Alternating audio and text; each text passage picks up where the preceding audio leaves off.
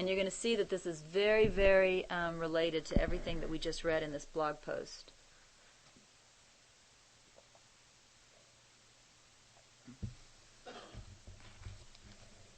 NTI Luke chapter 12 on page 151. I'm going to start at the very beginning, verses 1 to 12. And Doug is asking if NTI is available online.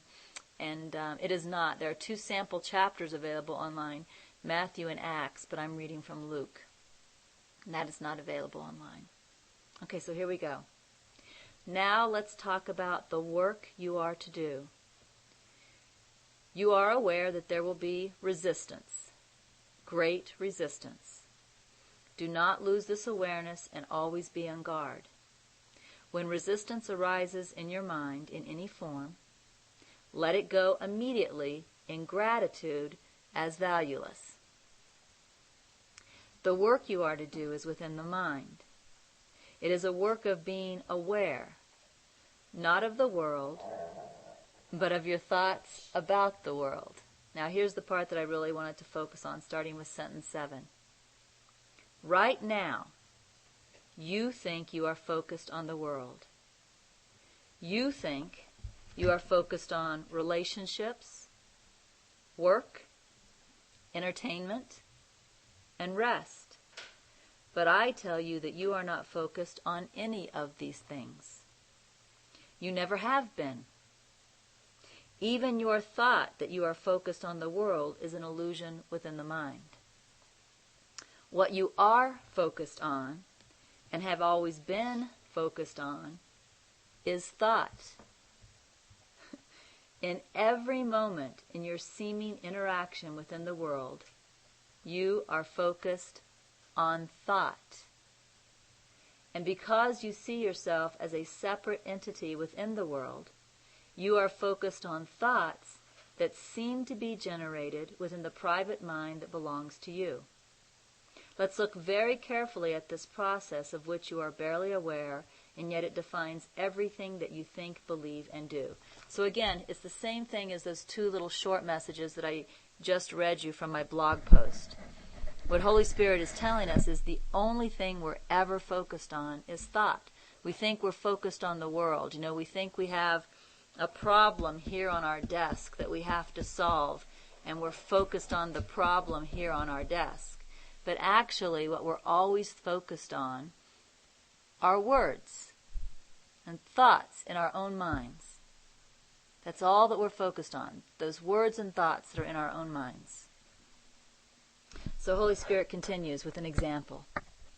He says, whenever you look at anything with the body's eyes, there are thoughts in your mind about that thing.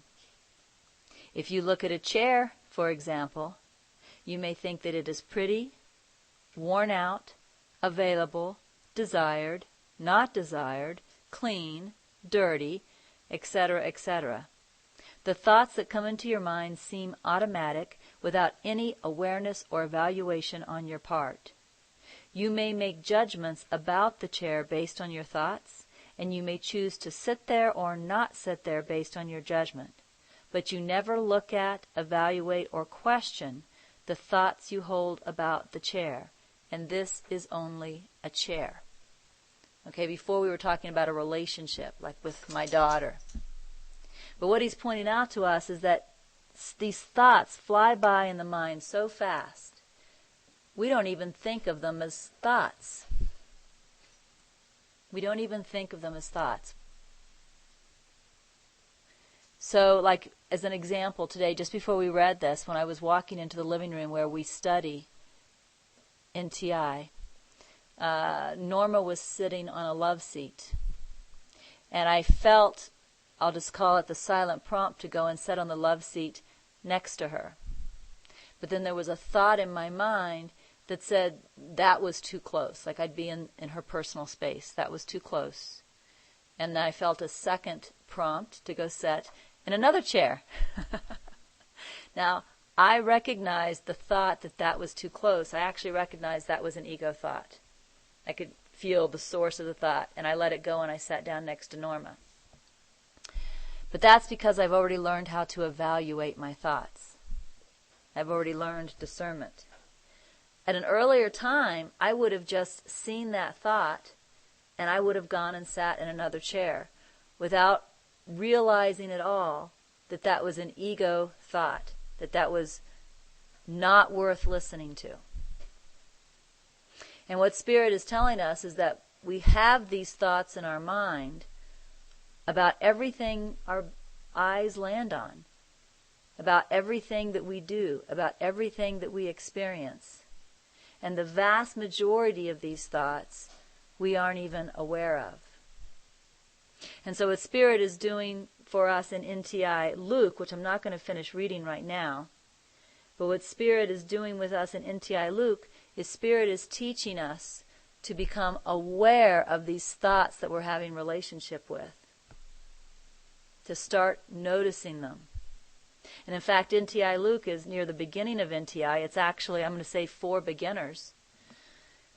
So at this point, Spirit isn't even asking us to choose against our thoughts. He's only asking us to notice them. So he's asking us to notice, why did I sit in that chair instead of that chair?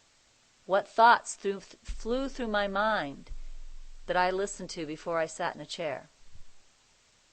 And what we begin to notice is the intense relationship we have with thoughts, typically ego thoughts in the mind.